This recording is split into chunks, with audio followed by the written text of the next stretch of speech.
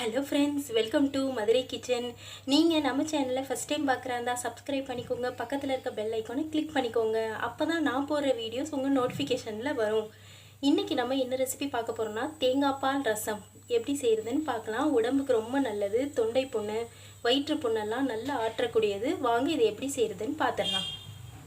First stove on பண்ணி ஒரு கடாய் வச்சுக்கோங்க. கடாயில் 2 ஸ்பூன் தேங்காய் எண்ணெய் சேர்த்துக்கோங்க. கடாய் சூடானதும் 2 ஸ்பூன் தேங்காய் எண்ணெய் சேர்த்து எண்ணெய் சூடானதும் 1 ஸ்பூன் கடுகு பருப்பு,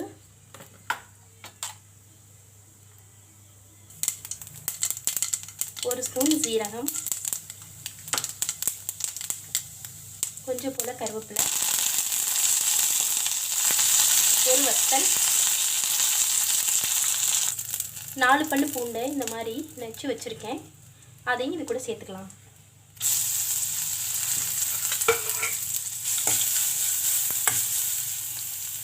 நெக்ஸ்ட்டு ஒரு மீடியம் சைஸ் தக்காளியை இந்த மாதிரி குட்டியாக நறுக்கி வச்சுருக்கேன். இது கூட சேர்த்துடலாம். சேர்த்துட்டு தேவையான அளவு உப்பு சேர்த்து தக்காளி மசியட்டும்.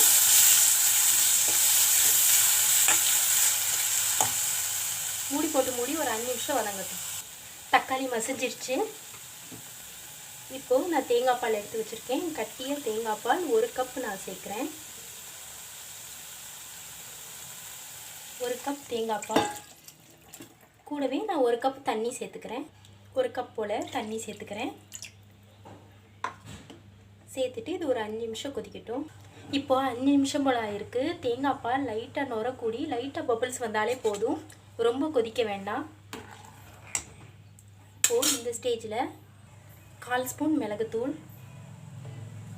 1 பிஞ்ச் போல் பெருங்காயத்தூள்,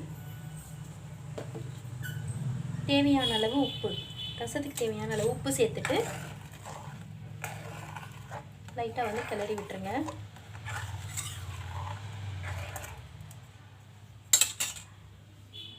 அவ்வளோதான், இதுக்கு மேலே கொதிக்க தேவையில்லை. ஸ்டவ் ஆஃப் பண்ணிவிட்டு லாஸ்ட்டாக மல்லி இலை சேர்த்து, ஸ்டவ் ஆஃப் பண்ணதுக்கப்புறமா மல்லி இலை சேர்த்துக்கோங்க.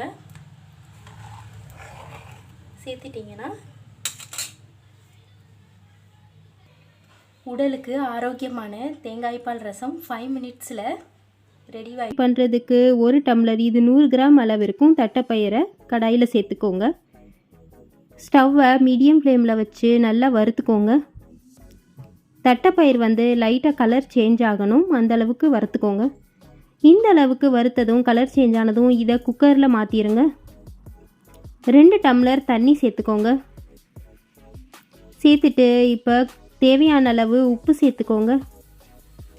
குக்கரை க்ளோஸ் பண்ணிவிட்டு 2 விசில் மட்டும் வச்சுருங்க, குழஞ்சிடக்கூடாது. இந்த அளவுக்கு 2 விசில் அடித்ததும் தண்ணியெல்லாம் வடிகட்டிட்டு தனியாக எடுத்து வச்சுருங்க. இப்போ கடாயில் ஒரு 3 ஸ்பூன் நல்லெண்ணெய் சேர்த்துக்கோங்க. எண்ணெய் சூடானதும் 1/4 ஸ்பூன் வெந்தயம், 4 பூண்டு சேர்த்து கருவேப்பிலை சேர்த்து வதக்கிக்கோங்க. இது கூடவே 10 போல் சின்ன வெங்காயம், 2 போல் தக்காளி சேர்த்து வதக்கிக்கோங்க. தக்காளி வதங்கினதும் 2 ஸ்பூன் மல்லித்தூள், 2 ஸ்பூன் மிளகாய்த்தூள் சேர்த்து வதக்கிக்கோங்க. 1/4 டம்ளர் மட்டும் தண்ணி சேர்த்துக்கோங்க. மசாலா 2 நிமிஷத்துக்கு நல்லா வதங்கினதும் கட் பண்ணி வச்ச கத்திரிக்காயும் வாழைக்காயும் சேர்த்து இதோட வதக்கிக்கோங்க. இந்த மாதிரி மசாலாவோடு சேர்த்து வதக்கி வைக்கும்போது டேஸ்ட் இன்னும் அதிகமாக இருக்கும். 2 டம்ளர் தண்ணி சேர்த்துக்கோங்க. சேர்த்துட்டு மசாலா பச்சை வாசனை போகிற வரைக்கும் ஒரு 5 நிமிஷத்துக்கு கொதிக்க வச்சுக்கோங்க. இந்த அளவுக்கு நல்லா கொதித்து காயெல்லாம் வெந்து வந்ததும் 1/2 கப்பு புளி கரைசல் சேர்த்து கொதிக்க வச்சுக்கோங்க. ஒரு 5 நிமிஷத்துக்கு கொதித்ததும் இதில் 1/4 கப்பு தேங்காய் பீஸ் சேர்த்துக்கோங்க. இது கூடவே வேக வச்ச தட்டைப்பயிரையும் சேர்த்துருங்க. தேங்காய் சேர்த்து ஒரு 5 நிமிஷம் பார்த்து கொதிக்கட்டும். தேவையான அளவு உப்பு சேர்த்துக்கோங்க. அவ்வளோதான், 5 நிமிஷம் கொதிச்சிருச்சு. கடைசியாக தேவையான அளவு மல்லி இலை சேர்த்துட்டு ஸ்டவ் ஆஃப் பண்ணிடுங்க. அவ்வளோதான், நம்மளோட தட்டைப்பயிறு காரக்குழம்பு சூப்பராக ரெடி ஆயிடுச்சு. 100 கிராம் கடலைப்பருப்பு, 50 கிராம் துவரம்பருப்பை 4 மணி நேரத்துக்கு முன்னாடி நல்லா வாஷ் பண்ணிவிட்டு ஊற வச்சு எடுத்துக்கோங்க. இப்போது தண்ணி எல்லாத்தையும் வடிகட்டிட்டு இப்போ இதை ஜாரில் சேர்த்துடலாம். கொஞ்சம் கூட தண்ணி இருக்கக்கூடாது பருப்பில். எல்லாத்தையும் ஜாரில் சேர்த்ததுக்கப்புறமா 1/2 ஸ்பூன் ஜீரகம் சேர்த்துக்கோங்க. 1/2 ஸ்பூன் சோம்பு சேர்த்துக்கோங்க. சேர்த்துட்டு இப்போ இதை ஒரு குழிக்கரண்டி அளவு எடுத்து தனியாக வச்சுருங்க. இப்போ இதை தண்ணி சேர்க்காம நல்லா கொரகொரப்பாக அரைச்சி எடுத்துக்கலாம். இந்த அளவுக்கு கொரகொரப்பாக அரைச்சி எடுத்ததும் இப்போ இதை வேற ஒரு பவுலுக்கு மாற்றி வச்சுருங்க. இது கூடவே நம்ம எடுத்து வச்சுருந்தோம் இல்லையா பருப்பு, அதை சேர்த்துருங்க. 10 போல் சின்ன வெங்காயம் சேர்த்துக்கோங்க. 2 பச்சை மிளகாய், தேவையான அளவு மல்லி இலை சேர்த்துக்கோங்க. 1 ஸ்பூன் இஞ்சி பூண்டு பேஸ்ட் சேர்த்துட்டு தேவையான அளவு உப்பு சேர்த்துட்டு நல்லா மிக்ஸ் பண்ணிக்கோங்க. இது கூடவே 2 ஸ்பூன் கடலை மாவு, தேவையான அளவு கருவேப்பிலை, 1 ஸ்பூன் அரிசி மாவு சேர்த்துக்கோங்க. இப்போ இதை நல்லா மிக்ஸ் பண்ணிக்கோங்க. நல்லா பிசைஞ்சு இது போல் எடுத்துகிட்டு கொஞ்சம் கொஞ்சமாக உருண்டைகளாக எடுத்து இது போல் வடைகளாக தட்டிக்கோங்க. இதே போலவே எல்லாத்தையும் செஞ்சு எடுத்துக்கோங்க. இப்போ செஞ்சு எடுத்த எல்லாத்தையும் சூடான எண்ணெயில் மீடியம் ஃப்ளேமில் வச்சுட்டு பொரித்து எடுத்துக்கோங்க. 2 பக்கமும் திருப்பி போட்டு நல்லா கிறிஸ்பியாக பொரித்து எடுத்துக்கோங்க. இது போல் கலர் சேஞ்ச் ஆனதும் இதை எடுத்து தனியாக வச்சுருங்க. இப்போ கடாயில் 3 ஸ்பூன் நல்லெண்ணெய் சேர்த்துக்கோங்க. எண்ணெய் சூடானதும் 1/4 ஸ்பூன் சீரகம், கொஞ்சம் போல் கருவேப்பிலை சேர்த்துக்கோங்க. கட் பண்ண 2 பெரிய வெங்காயத்தை உள்ளே சேர்த்துட்டு நல்லா வதக்கிக்கோங்க. இது கூடவே 2 தக்காளியை அரைச்சி வச்சதை உள்ளே சேர்த்துருங்க. 2 ஸ்பூன் மல்லித்தூள், 1 ஸ்பூன் மிளகாய் தூள் சேர்த்து நல்லா வதக்கிக்கோங்க. 1/4 கப்பு புளிக்கரைசல் சேர்த்துக்கோங்க. சேர்த்து 10 நிமிஷத்துக்கு நல்லா கொதிக்க வச்சுக்கோங்க. கொதிச்சதும் இதில் 1/4 கப்பு தேங்காய் பேஸ்ட் சேர்த்துக்கோங்க. தேவையான அளவு உப்பு சேர்த்துட்டு நல்லா கொதிக்க வச்சுட்டு ஸ்டவ் ஆஃப் பண்ணிவிட்டு இப்போ பொரிச்சு வச்சுருக்க வடைகள் எல்லாத்தையும் உள்ளே சேர்த்துருங்க. சேர்த்துட்டு நல்லா கலந்து விட்டுருங்க. வடைகள் எல்லாமே இந்த குழம்புல நல்லா ஊறி வரும்போது சாதத்தோடு பிசைஞ்சு சாப்பிடும்போது செம்ம டேஸ்ட்டாக இருக்கும். தேவையான அளவு மல்லி இலை சேர்த்துட்டு சூடாக பரிமாறுங்க. அவ்வளோதான், நம்மளுடைய டேஸ்டியான வடை குழம்பு சூப்பராக ரெடி ஆயிடுச்சு. நீங்கள் ஃபஸ்ட்டு இந்த ரெசிபி பண்ணுறதுக்கு கடாயில் 50 கிராம் பாசிப்பருப்பு சேர்த்து மீடியம் ஃப்ளேமில் வச்சு நல்லா வறுத்துக்கோங்க. பாசிப்பருப்பு கரிஞ்சிடாமல் இந்த அளவுக்கு வறுத்துட்டு ஸ்டவ் ஆஃப் பண்ணிடுங்க. இப்போ இது ஒரு குக்கரில் சேர்த்துடலாம். இது கூடவே கட் பண்ணி வச்ச பெரிய வெங்காயத்தை உள்ளே சேர்த்துடலாம். 2 பல்லு பூண்டு சேர்த்துக்கலாம். 2 பச்சை மிளகாய் சேர்த்துக்கலாம். 2 மீடியம் சைஸ் தக்காளியை கட் பண்ணி உள்ளே சேர்த்துடலாம். இது கூடவே ரவுண்டாக கட் பண்ணி வச்ச ஒரு கேரட்டை உள்ளே சேர்த்துடலாம். ஒரு உருளைக்கிழங்கு கட் பண்ணி உள்ளே சேர்த்துடலாம்.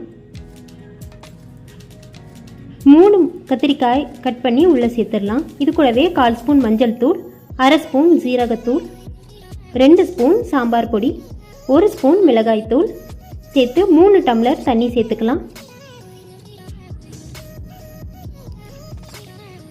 3 டம்ளர் தண்ணி சேர்த்துட்டு தேவையான அளவு உப்பு சேர்த்துக்கலாம்.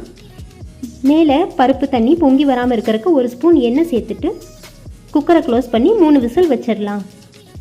3 விசில் அடிச்சிச்சு. ப்ரெஷர் ரிலீஸ் ஆனதும் ஓப்பன் பண்ணிடலாம். இப்போது தாளித்து ஊற்றுறதுக்கு கடாயில் 2 ஸ்பூன் தேங்காய் எண்ணெய் சேர்த்து சூடு பண்ணி 1 ஸ்பூன் கடுகுளுந்த பருப்பு, 1/2 ஸ்பூன் ஜீரகம், 2 வத்தல், கொஞ்சம் போல் கருவேப்பிலை சேர்த்துக்கலாம். நல்லா பொரிய விட்டு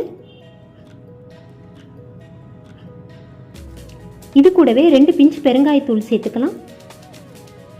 அவ்வளோதான், வெந்துடுச்சு. இது கூடவே சேர்த்துட்டு மல்லி இலை சேர்த்து தாளிச்சதையும் சேர்த்து இறக்கிட்டு அவ்வளோதான், சுவையான பாசிப்பருப்பு சாம்பார், கலவை சாம்பார் ரெடி. நீங்களும் ஃபஸ்ட்டு இந்த ரெசிபி பண்ணுறதுக்கு கடாயை சூடு பண்ணி வச்சுக்கோங்க. மிதமான தீயில் வச்சுட்டு 1 ஸ்பூன் மிளகு, 1 ஸ்பூன் சோம்பு, 1 ஸ்பூன் சீரகம், 3 வரமிளகாய் எடுத்திருக்கேன். இப்போ இதை கடாயில் சேர்த்து லைட்டாக வறுத்து எடுத்துக்கலாம். லேசாக வறுபட்டதும் ஸ்டவ் ஆஃப் பண்ணிவிட்டு இது ஒரு பிளேட்டுக்கு மாற்றிட்டு கம்ப்ளீட்டாக ஆற விட்டுருங்க. ஆற விட்டுட்டு மிக்சியில் பவுடர் பண்ணி எடுத்துடலாம். வறுத்த பொருட்களை பவுடர் பண்ணி எடுத்தாச்சு. இப்போ கடாய் வச்சு சூடு பண்ணிக்கலாம். 2 ஸ்பூன் எண்ணெய் சேர்த்துக்கிறேன். 2 ஸ்பூன் தேங்காய் எண்ணெய் சேர்த்துக்கலாம். எண்ணெய் சூடானதும் 1 ஸ்பூன் கடுகுளுந்த பருப்பு போட்டு தாளிச்சுக்கலாம். கடுகு பொரிஞ்சதும் 1/2 ஸ்பூன் ஜீரகம், கொஞ்சம் போல கருவேப்பிலை, 1 ஸ்பூன் இஞ்சி பூண்டு பேஸ்ட் சேர்த்து வதக்கிக்கலாம். 10 சின்ன வெங்காயம், 2 பச்சை மிளகாயும் உள்ள சேர்த்துடலாம். வெங்காயம் வதங்கினதும் 2 தக்காளி கட் பண்ணி வச்சுருக்கேன், உள்ள சேர்த்துடலாம். தக்காளி மசிஞ்சதும் 1/4 ஸ்பூன் மஞ்சள் தூள், 1 ஸ்பூன் மல்லித்தூள், 1/2 ஸ்பூன் கறி மசாலா தூள் சேர்த்து கொஞ்சம் போல் தண்ணி சேர்த்துக்கோங்க. சேர்த்துட்டு ஒரு 5 மினிட்ஸ் இந்த மசாலா கொதிக்கட்டும். மசாலா எல்லாம் பச்சை வாசனை போகிற வரைக்கும் ஒரு 5 நிமிஷம் போல் கொதிக்கட்டும். மசாலா சேர்த்து 5 நிமிஷம் நல்லா கொதிச்சிருச்சு. இப்போ 2 மேங்கோவை மசாலா நல்லா கொதிச்சிருச்சு. இப்போ 2 மாங்காயை இந்த சைஸில் கட் பண்ணி வச்சுருக்கேன்.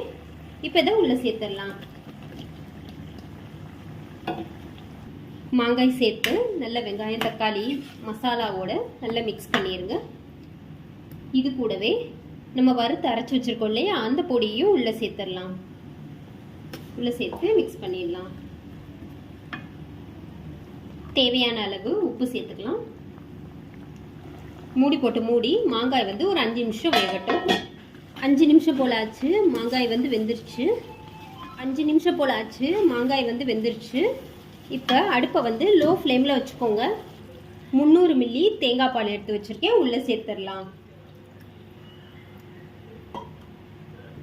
தேங்காய் பால் சேர்த்தாச்சு. சேர்த்துட்டு இப்போ தேங்காய் பால் வந்து ஒரு கொதி மட்டும் வந்தால் போதும். ரொம்ப நேரம் தேங்காய் பால் கொதிக்கக்கூடாது. ஒரு கொதி வந்தோடனையும் ஸ்டவ்வை ஆஃப் பண்ணி தேங்காய் பால் சேர்த்து இந்த மாதிரி பபிள்ஸ் வரும். அதோட ஒரு கொதி வந்ததும் ஸ்டவ்வை வந்து ஆஃப் பண்ணிடலாம். கொஞ்சம் போல் மல்லி இலை சேர்த்துடலாம். அவ்வளோதான், நம்மளுடைய தேங்காய் பால் மாங்காய் கறி சூப்பராக ரெடி ஆயிடுச்சு. ஃபஸ்ட்டு இந்த ரெசிபி பண்ணுறதுக்கு கடாயில் 1 ஸ்பூன் நல்லெண்ணெய் சேர்த்துக்கோங்க. 1 ஸ்பூன் கடலைப்பருப்பு, 1/2 ஸ்பூன் துவரம்பருப்பு, இது கூடவே 4 வரமிளகாய் சேர்த்துக்கோங்க. சேர்த்து மீடியம் ஃப்ளேமில் வச்சுட்டு வறுத்துக்கோங்க. நெக்ஸ்ட் இது கூடவே 4 பூண்டு சேர்த்துக்கோங்க. 1/4 ஸ்பூன் வெந்தயம் சேர்த்துக்கோங்க. சேர்த்துட்டு நல்லா செவக்கிற மாதிரி வறுத்துக்கோங்க.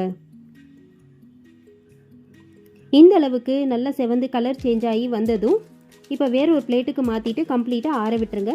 நெக்ஸ்ட் கடாயில் 1 ஸ்பூன் நல்லெண்ணெய் சேர்த்துக்கோங்க. ஒரு பெரிய வெங்காயத்தை கட் பண்ணி சேர்த்து வதக்கிக்கோங்க. இது கூடவே 2 மீடியம் சைஸில் தக்காளி கட் பண்ணி வச்சுருக்கேன், உள்ளே சேர்த்து வதக்கிக்கோங்க. 1 நிமிஷம் போல் நல்லா வதங்கினதும், மசிய தேவையில்லை, 1 நிமிஷம் போல் வதங்கினதும் இதை வேறு ஒரு பிளேட்டில் மாற்றிட்டு இதையும் கம்ப்ளீட்டாக ஆற விட்டுருங்க. நெக்ஸ்ட்டு 1/2 கப்பு புளி கரைசலை கரைச்சி வச்சுக்கோங்க. ஒரு எலுமிச்சை அளவு புளியை இந்த அளவுக்கு கரைச்சி வச்சுக்கோங்க. இது கூடவே 1/4 ஸ்பூன் மஞ்சள் தூள், 1 ஸ்பூன் மல்லித்தூள் சேர்த்துக்கோங்க. சேர்த்து 2 பிஞ்சு பெருங்காயத்தூள் சேர்த்துக்கோங்க. சேர்த்து இப்போ இதை நல்லா மிக்ஸ் பண்ணி வச்சுருங்க. இது ஒரு ஓரமாக இருக்கட்டும். நெக்ஸ்ட்டு 1/4 கிலோ வெண்டைக்காய் எடுத்து வச்சுருக்கேன். நல்லா கழுவிட்டு வடிகட்டியில் போட்டு நல்லா தண்ணியெல்லாம் வடிச்சிருங்க. இந்த சைஸுக்கு நல்லா கட் பண்ணி எடுத்துக்கோங்க. நெக்ஸ்ட்டு வறுத்து வச்சுருக்க பொருட்கள் எல்லாம் ஆறிடுச்சு. இப்போ ஜாரில் சேர்த்துடலாம். இப்போ இதை ஜாரில் சேர்த்துட்டு நல்ல ஃபைன் பேஸ்ட்டாக அரைச்சி எடுத்துடலாம். இந்த அளவுக்கு நல்லா ஸ்மூத்தாக அரைச்சி எடுத்துக்கோங்க. தண்ணி சேர்க்க வேணாம், நல்லா ஸ்மூத்தாக அரைச்சி எடுத்துடலாம். நெக்ஸ்ட்டு கடாயில் 2 ஸ்பூனு நல்லெண்ணெய் சேர்த்துக்கோங்க. 1 ஸ்பூன் கடுகு உளுந்த பருப்பு சேர்த்துக்கோங்க. இது கூடவே வெண்டைக்காய் கட் பண்ண வச்ச வெண்டைக்காயை உள்ளே சேர்த்து 5 நிமிஷத்துக்கு வதக்கிக்கோங்க. மீடியம் ஃப்ளேமில் வச்சு வதக்கிக்கோங்க. வெண்டைக்காய் கரிஞ்சிடக்கூடாது. நம்மளுக்கு வெண்டைக்காயில் உள்ள வழுவழுப்பு தன்மை போகணும், அதனால நல்லா வதக்கிக்கோங்க. இந்த அளவுக்கு 5 நிமிஷத்துக்கு நல்லா வதக்கிக்கோங்க. பாருங்கள், கம்ப்ளீட்டாக வெண்டைக்காயில் உள்ள வழுவழுப்பு தன்மை எல்லாம் போயிடுச்சு. இப்போ கரைச்சி வச்சுருக்க புளி கரைசலை உள்ளே சேர்த்துருங்க. அரைச்சி வச்சுருக்க பேஸ்ட்டையும் உள்ளே சேர்த்துடலாம். சேர்த்துட்டு நல்லா கலந்து விட்டுருங்க. நல்லா மசாலாவோட நல்லா மிக்ஸ் ஆகட்டும். இந்த அளவு கலந்து விட்டதும் 5 நிமிஷத்துக்கு மீடியம் ஃப்ளேமில் வச்சு நல்லா கொதிக்க வச்சுக்கோங்க. தேவையான அளவு உப்பு சேர்த்துக்கோங்க. சேர்த்துட்டு 5 நிமிஷத்துக்கு கொதித்ததும் நல்லா இந்த அளவுக்கு நல்லா கெட்டிப்பட்டு வந்ததும் தேவையான அளவு மல்லி இலையும் கருவேப்பிலையும் சேர்த்துக்கோங்க.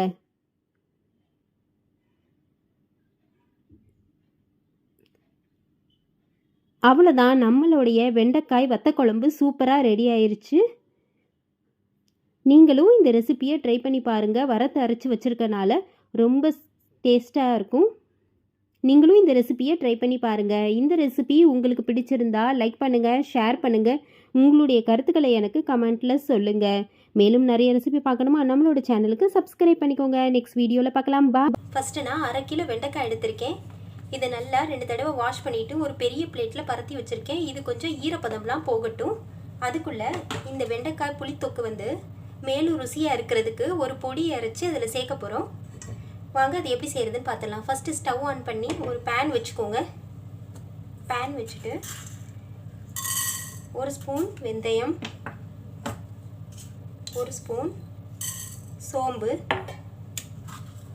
1 ஸ்பூன் சீரகம் சேர்த்துட்டு இது நல்லா லேசாக வறுத்துக்கோங்க. கரிஞ்சிராமல் வறுத்துக்கோங்க.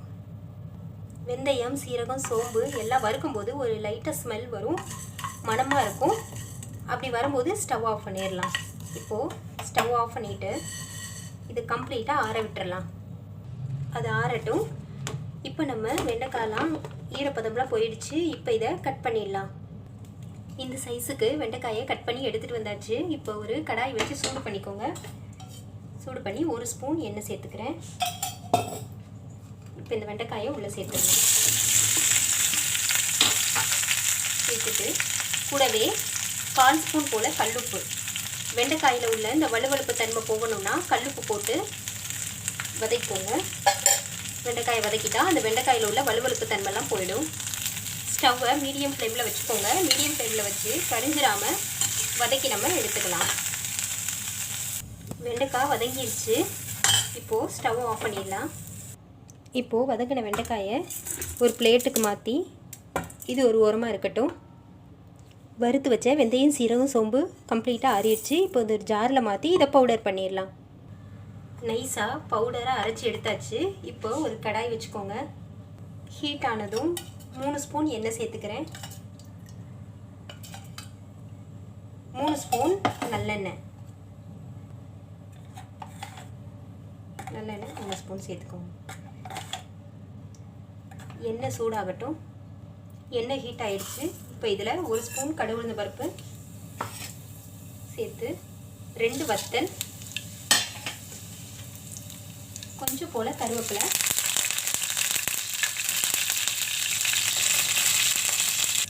நறுக்குன 5 வெள்ளைப்பூடு சேர்த்துடுறேன்.